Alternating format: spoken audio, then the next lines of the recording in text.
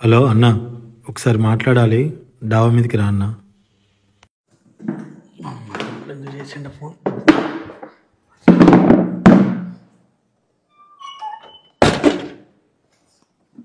10 సంవత్సరాలు అయిపోయింది. ఒకే అపార్ట్మెంట్లో ఉంటున్నాం కానీ మా వాడు దేని గురించి చేశాడు ఫోన్.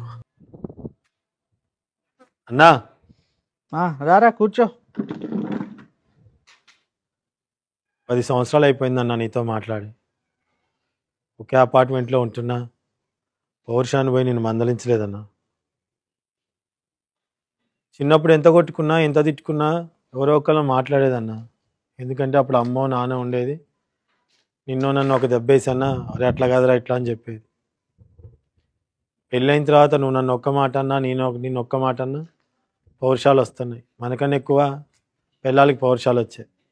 ఆయనతో మాట్లాడేది ఏందని నన్ను రెచ్చగొట్టే.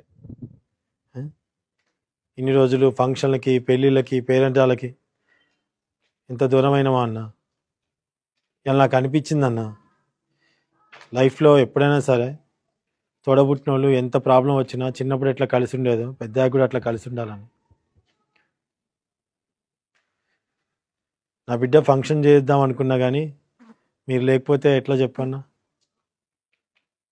ఎట్లయినా సరే నువ్వు వదిన ఖచ్చితంగా రావాలన్నా. అన్నా అన్నా అన్నా అన్నా అన్నా అన్నా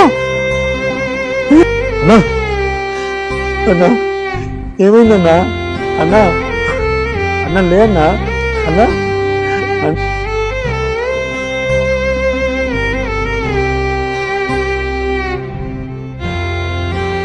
ఏం ఇబ్బంది వచ్చిందేమో. 10 సంవత్సరాలు మాట్లాడక నేను మాట్లాడినా బాగుండేదేమో. అమ్మ ఎంత కష్టం ఉందో వాడికి. వాడి కష్టం కూర్చొని మాట్లాడుకొని వాడి కష్టాన్ని మనం సాల్వ్ చేయాలి. మాట పట్టింపుల వల్లనో గొడవల వల్లనో దయచేసి బంధాలకి దూరం అవ్వకండి. అవి శాశ్వతంగా దూరం అయితే తిరిగి తెచ్చుకోలేము.